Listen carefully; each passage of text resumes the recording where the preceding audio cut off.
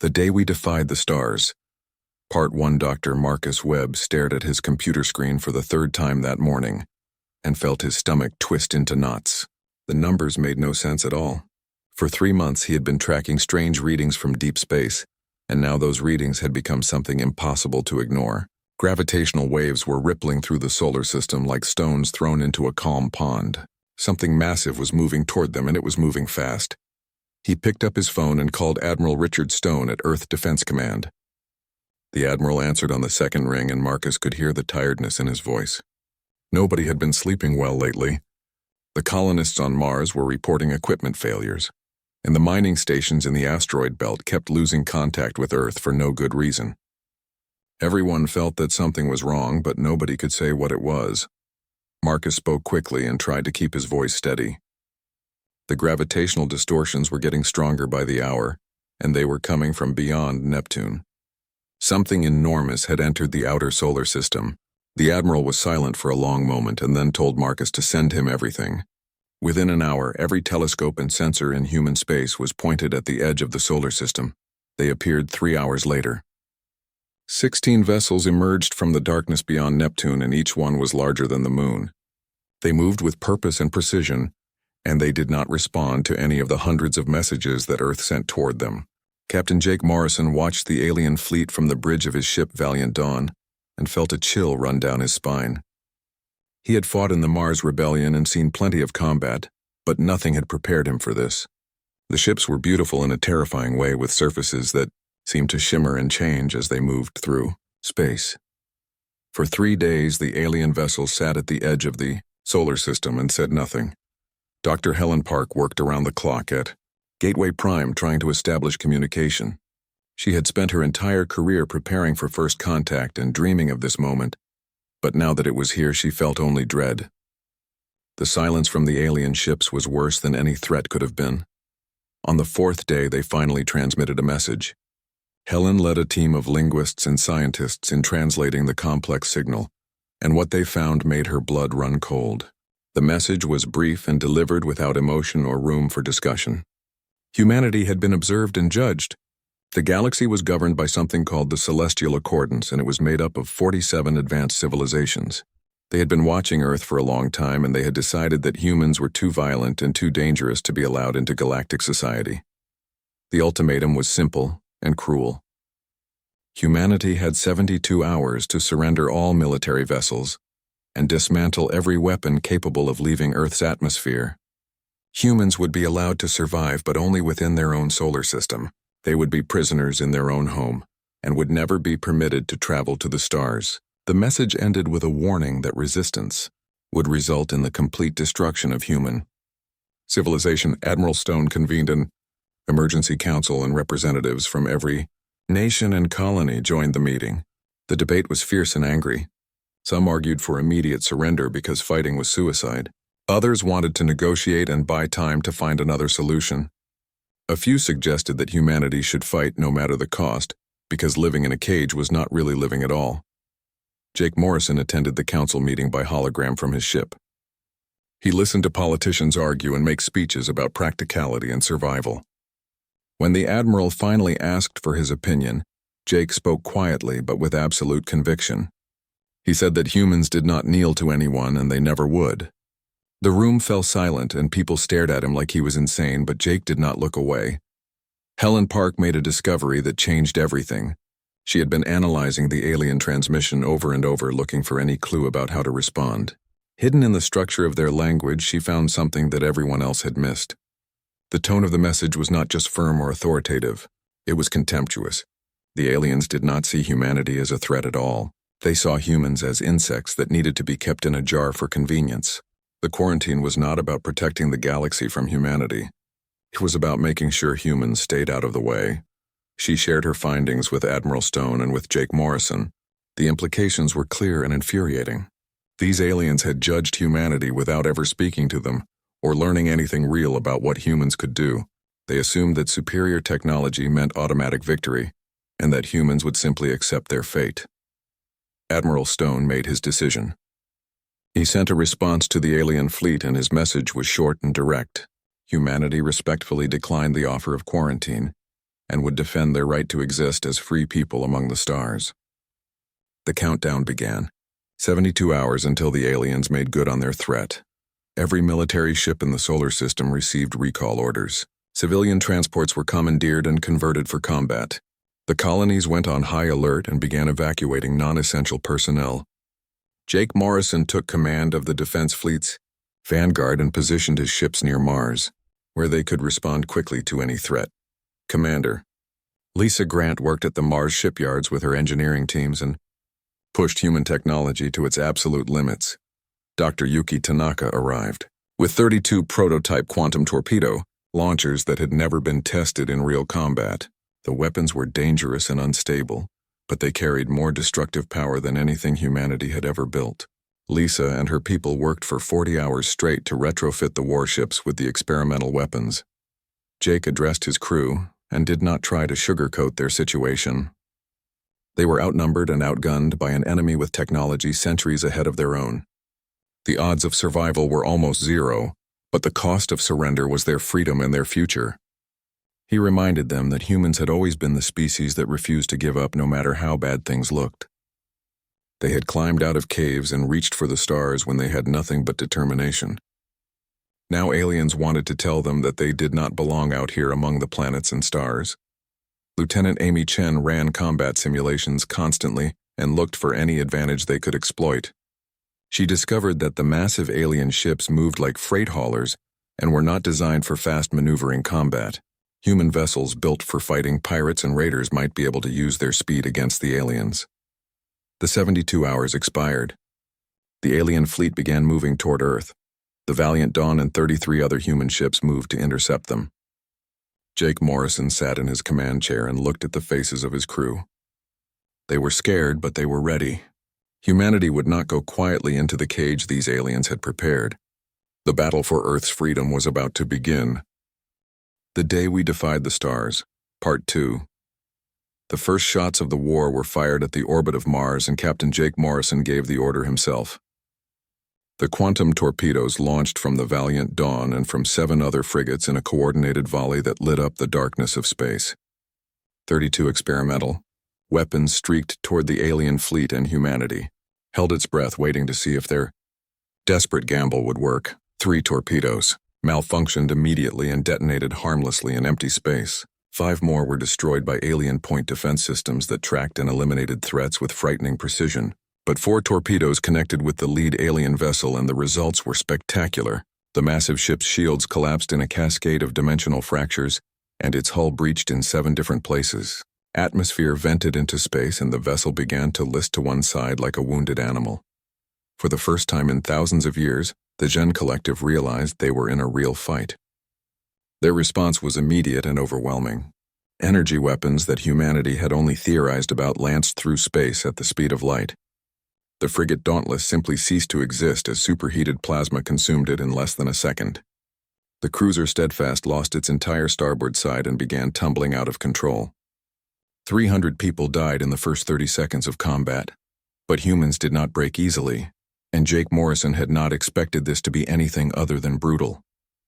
He ordered the fleet to scatter and execute Evasive Pattern Delta, which Amy Chen had designed specifically to exploit the slow reaction time of the massive alien ships. Human vessels were small and fast, and they moved like sharks through water, while the alien behemoths struggled to track them.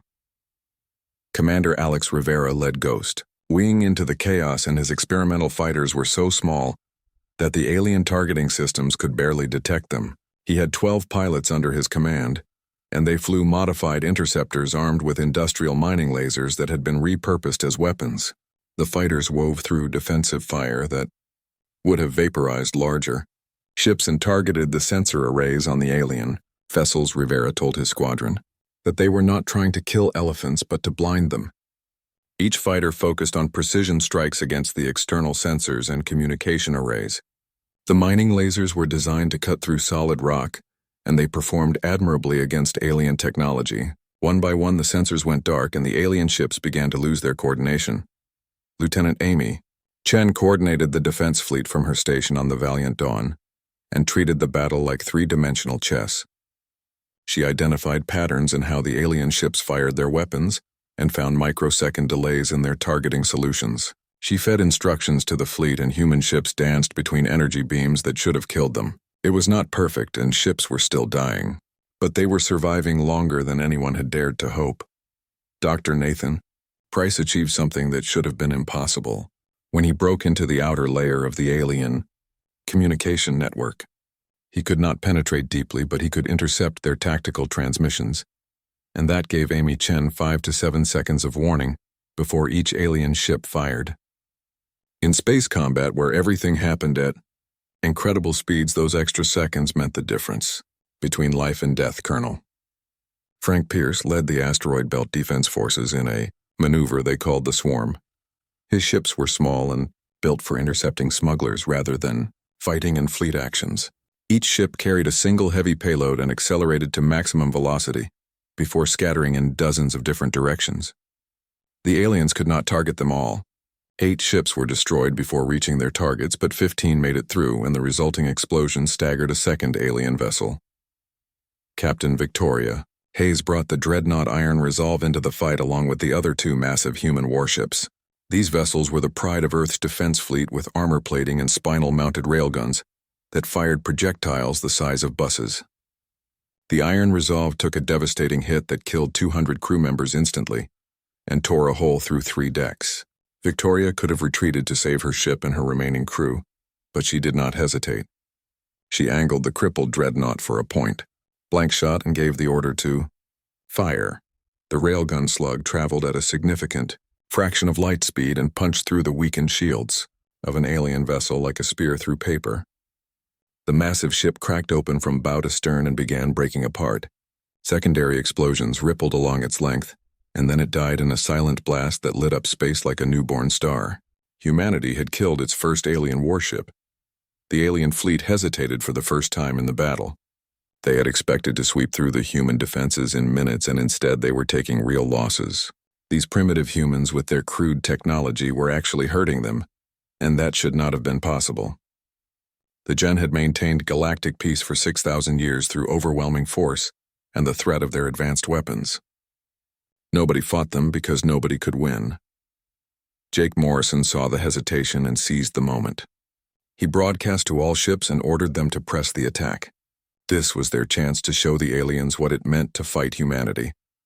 Dr. Helen Park transmitted a message on all frequencies that she had translated into the alien language. She told them that they wanted to see if humans were dangerous, and now they were looking at it. Humans were not the species that surrendered or the species that accepted cages. Humans were the species that survived no matter what. The battle raged for 6 brutal hours. Space was filled with debris and wreckage from both sides. The human fleet lost 21 ships and over 4,000 people died in the fighting, but they destroyed 2 alien vessels completely and crippled 4 more so badly that they had to withdraw from combat. When the alien fleet finally retreated beyond Neptune's orbit, the remaining human ships were battered and running on fumes and emergency power. Jake Morrison sat in his command chair surrounded by damage reports and casualty lists. The Valiant Dawn had taken hits that should have destroyed it, but Commander Lisa Grant and her engineering team had performed miracles to keep the ship functional. Sergeant Danny Cruz reported that the Marine contingent was ready for boarding actions, if needed, and Lieutenant Amy Chen was already running new simulations for the next battle. Messages flooded in from across the solar system. Earth and Mars and all the colonies had watched the battle, and now they knew that humanity could fight back. They were not celebrating because everyone understood this was just the beginning, but they were not afraid anymore. They had seen their defenders stand against impossible odds and refuse to break. Dr. Marcus Webb detected something that made his blood run cold. 5 more alien vessels were entering the solar system. The Celestial Accordance was sending reinforcements, and the war was far from over. The Day We Defied the Stars. Part 3. The solar system held its breath during the 3 days between battles, and humanity used every second to prepare for what was coming. Director Patricia Moore revealed a secret that had been hidden beneath the surface of the moon for 5 years. Project Helios was a massive directed energy weapon built into the lunar crust and disguised as a research facility. It had been designed as an industrial tool for cracking asteroids, but the military had always known it could be weaponized if necessary. Patricia explained to Admiral Stone that the weapon had one shot before its power cells burned out completely. That single shot could vaporize anything in its path, but they would need to make it count. The Admiral authorized the weapon and told Patricia to prepare for firing when the time came. Dr. Sophie Anderson examined wreckage that salvage crews had recovered from the destroyed alien vessels.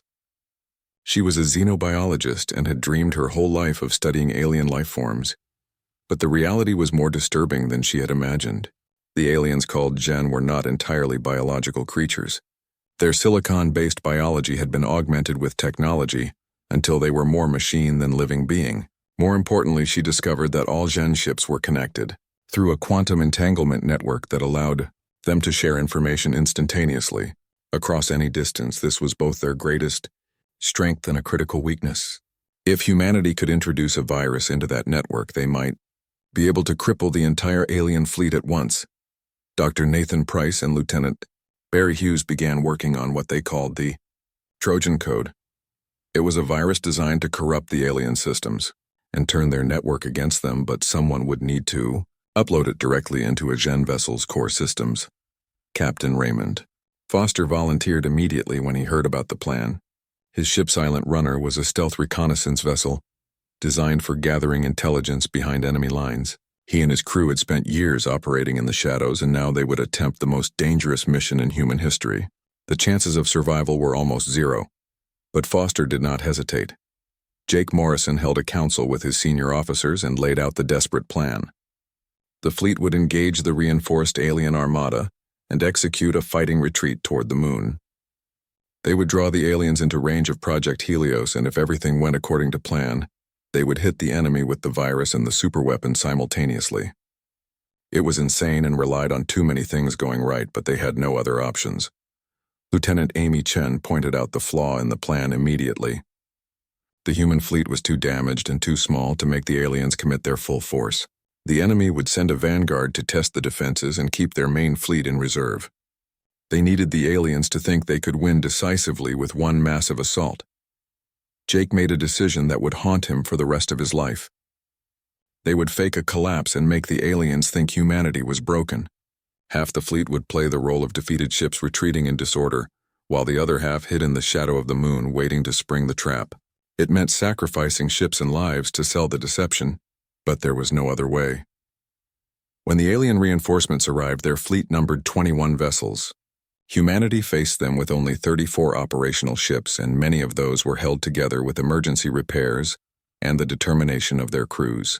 The second battle began near Jupiter, and the human fleet led by Jake Morrison engaged immediately. The cruiser Defiant was destroyed in the opening minutes. The frigate Courage broke apart under concentrated fire. Human ships died, and it looked like a massacre. Admiral Stone broadcast from Earth on channels that the aliens could intercept and ordered all forces to fall back. The message was designed to sound panicked and desperate. The trap was being set. The alien fleet took the bait and accelerated toward the inner solar system. They smelled victory and wanted to end the war quickly. Captain Raymond Foster brought the Silent Runner alongside a damaged alien vessel, using debris as cover. His crew executed a precision boarding operation and cut through the alien hull with plasma torches. They fought their way through corridors, filled with hostile environment and alien technology that tried to kill them. Foster lost 12 of his 20 crew members in the fighting, but they reached the core systems and uploaded the Trojan Code. The virus began spreading through the alien network, slowly at first and then faster as it cascaded from ship to ship. Targeting systems began to malfunction and shield harmonics fell out of sync. The alien fleet crossed into lunar orbit, chasing what they believed was humanity's last stand. Director Patricia Moore received the firing authorization from Admiral Stone and activated Project Helios. The surface of the moon split open and a beam of pure energy erupted into space. It was not a laser or particle beam, but something more fundamental. Matter converted directly to energy in a coherent stream. The beam cut through 3 alien vessels in a straight line and vaporized them completely. At the same moment, the hidden human fleet emerged from behind the moon. The aliens tried to respond, but their corrupted systems betrayed them. Shields flickered and failed. Weapons fired at random or not at all. They were blind and helpless, and the human fleet hit them with everything. Commander Alex Rivera led Ghostwing on attack, run after attack run. Captain Victoria Hayes rammed the Iron Resolve directly into an alien vessel and detonated her ship's reactor. She died along with her entire crew, but took an enemy warship with her. Colonel Frank Pierce led the last of his forces in kamikaze runs that broke the alien formation apart. The battle became a desperate melee fought at point-blank range. The alien fleet broke and ran for the first time in recorded history. 14 of their vessels were destroyed or crippled beyond repair. The remaining 7 fled beyond the solar system's edge and did not look back, but the cost was devastating. Of the 34 ships that fought, only 9 survived the battle. Over 9,000 human lives were lost in 6 hours of combat. The names of the dead would fill memorial walls on every human world. Captain Raymond Foster and the crew of Silent Runner were lost when they tried to escape the alien vessel after uploading the virus. Jake Morrison surveyed the aftermath and felt the weight of command crushing down on him.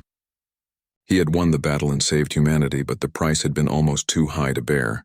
Then Dr. Helen Park transmitted from Gateway Prime with news that changed everything. They were receiving a message from the Celestial Accordance leadership. The aliens wanted to negotiate. The Day We Defied the Stars, Part 4-2. Weeks after the second battle, a single alien vessel arrived at Gateway Prime and transmitted a request for face-to-face negotiations. The ship was unarmed and moved slowly with deliberate caution. Ambassador Jennifer Walsh led the human delegation, and Admiral Stone insisted that Captain Jake Morrison attend as well. The captain represented the military that had saved humanity from extinction, and his presence would send a message that humans were not going to be intimidated. Dr. Helen Park served as translator, and Dr. Marcus Webb provided scientific expertise. They met in a conference room aboard Gateway Prime that had been modified to accommodate the alien representative. When Kelnar the Wise manifested, everyone in the room felt a mixture of awe and fear. The being was composed of pure energy that shifted and flowed like liquid light. Through translation devices, Kelnar spoke in a voice that seemed to come from everywhere at once. Kelnar began by admitting something that the Celestial Accordance had never acknowledged in its 6,000-year history. They had been wrong about humanity. The Accordance had judged humans by their violence and their conflicts without understanding the other qualities that defined the species. They had seen humans fighting among themselves and assumed that violence would be brought to the galaxy. They failed to see the resilience and innovation in the absolute refusal to accept defeat, even when facing impossible odds. The negotiations lasted for days and were difficult for both sides. The Accordance offered humanity a choice. They could join the galactic community as equals or remain isolated but respected. There would be no more threats and no more quarantine. Humanity had earned its place among the stars through blood and courage and sacrifice. But there were conditions that humanity had to accept. They would need to agree to the galactic peace, accords which were rules designed to prevent genocide and unrestricted warfare between species. Humanity would share their technology while learning from the Accordance. Most importantly, humans would need to prove that their violent nature could be controlled and that they could coexist peacefully with other species. Ambassador Walsh asked the question that everyone wanted answered. Why had the Accordance really tried to contain humanity? Was it truly about human violence, or was there another reason? Kelnar hesitated before answering, and the pause told Jennifer that she had touched on something important. The being admitted that it was partially about violence but also about comfort and stagnation. The Accordance had maintained galactic peace for thousands of years, but it was peace through stagnation. There were no new ideas and no real challenges. Humanity frightened them, not because of weapons, but because of potential. Jake Morrison spoke up and said what everyone was thinking. The aliens wanted to cage humanity because humans were unpredictable and might change the comfortable order that had existed for millennia. Kelnar agreed and said that trying to contain humanity had taught the Accordance something they had forgotten. Growth required risk, and peace without freedom was just another form of death. Humanity had reminded them what it meant to be truly alive. The negotiations concluded with the Treaty of Gateway. Humanity would join the Celestial Accordance as its 48th member species. In exchange for access to galactic technology and knowledge, humans agreed to the peace accords and cultural exchange programs. But Jake Morrison insisted on a clause that would protect humanity's future. Humans retained the right to maintain military forces and defend themselves. Never again would they be forced to choose between surrender and extinction. The treaty was signed and transmitted to Earth, where it was ratified by every nation and colony. Humanity had won not just the right to survive, but the right to stand as equals among the stars. The cost had been terrible, but the prize was everything that humans had ever dreamed of. 6 months passed, and the solar system began to heal from the wounds of war. Jake Morrison was promoted to admiral and given command of fleet reconstruction. New ships were being built that incorporated both human ingenuity and alien technology. The vessels bore names that honored those who had fallen. The Victoria Hayes and the Raymond Foster and the Frank Pierce would carry their legacy into the future. Commander Paul Henderson trained a new generation of officers and taught them the lessons that had been learned through sacrifice. He told recruits that humans were not warriors by choice, but they would always be ready if they had to fight again. The scars of war ran deep, and nobody wanted to repeat the experience, but they would not be caught unprepared. Dr. Helen Park established the Institute for Interspecies Communication on Gateway Prime. The first alien visitors arrived to meet humans, face to face, and the encounters were awkward at first. Different species had different customs and ways of thinking. There were misunderstandings and occasional friction, but also growing understanding and even friendship. Dr. Sophie Anderson led research teams that studied the biology of different species, looking for common ground in the diversity of life. She discovered that silicon-based life and carbon-based life were not as different as everyone had assumed.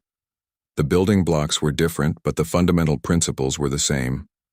Life wanted to survive and grow and reach for something better. Lieutenant Amy Chen took command of the rebuilt Valiant Dawn and carried on the traditions that Jake Morrison had established. The ship became a symbol of human determination and tactical excellence.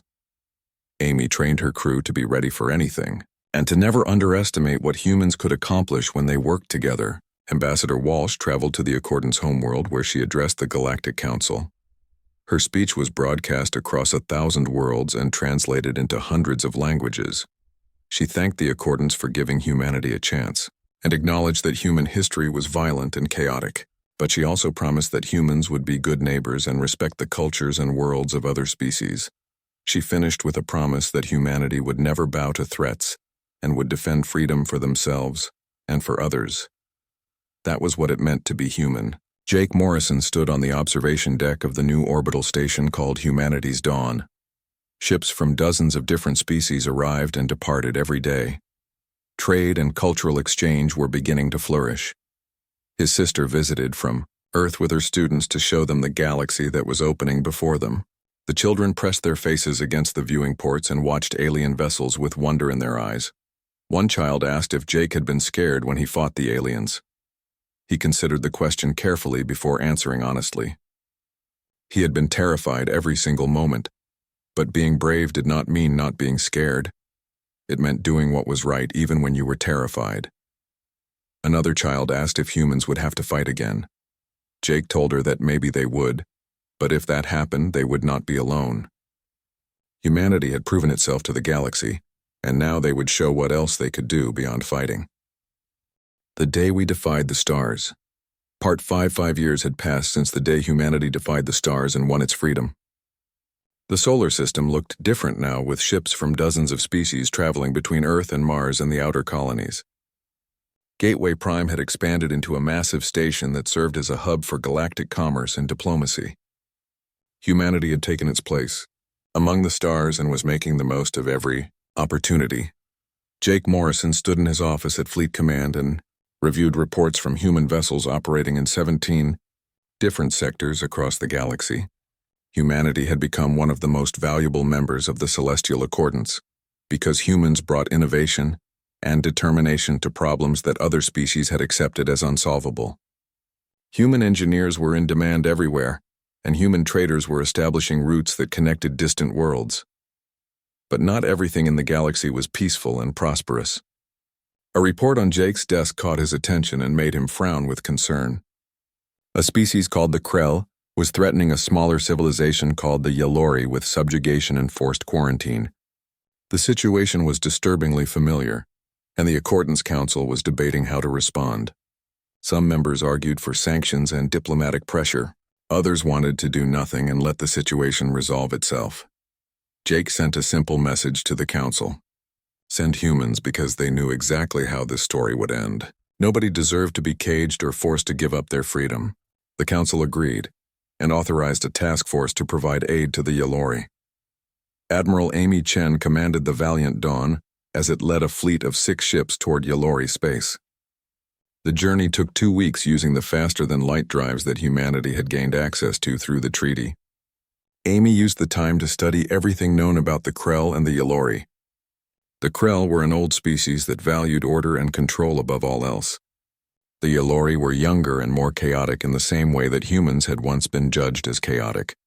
When the human fleet arrived in Yalori space, they found the situation worse than expected.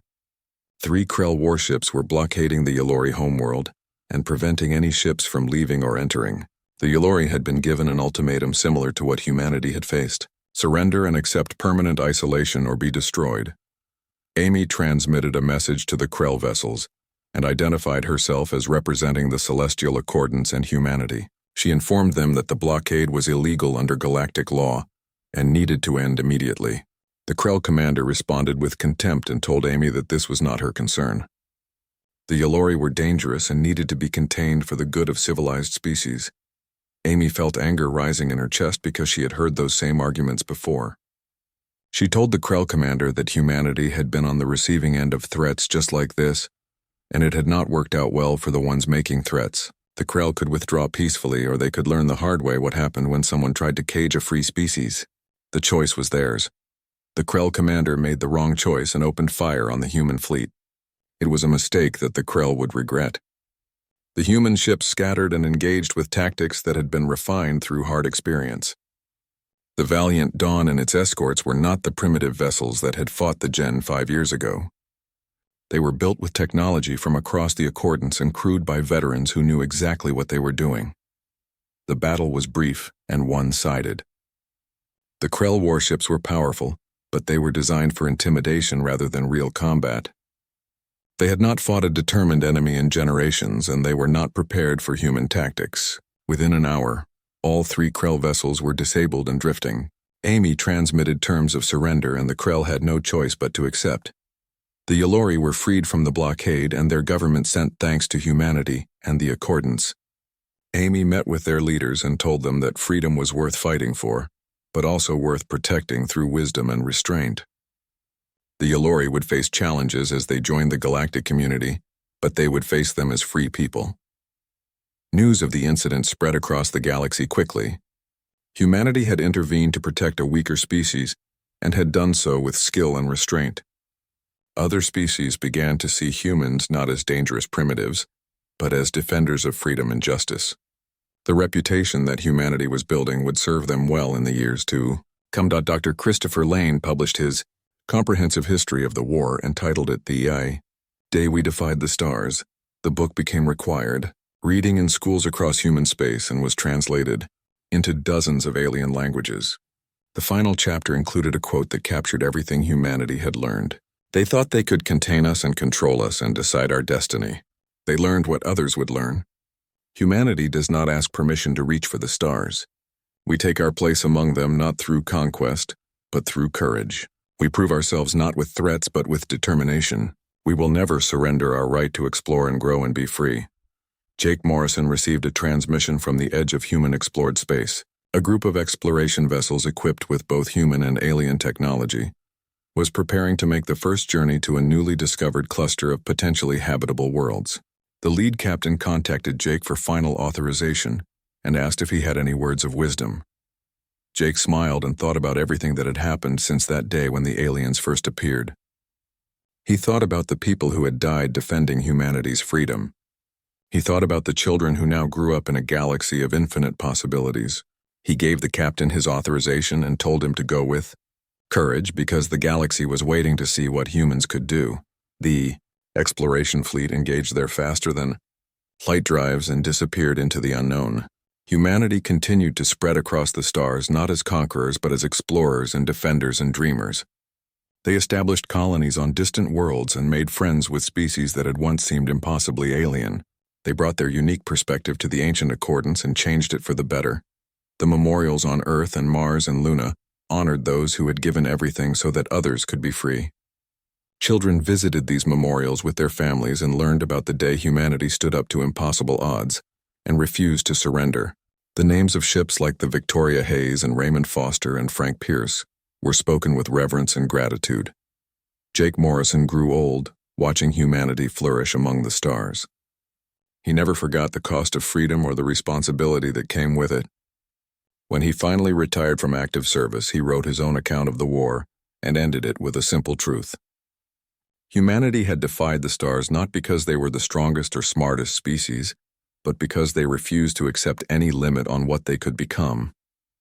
That refusal to surrender in the face of impossible odds was what made humans special, and what would carry them forward into an unlimited future among the infinite stars.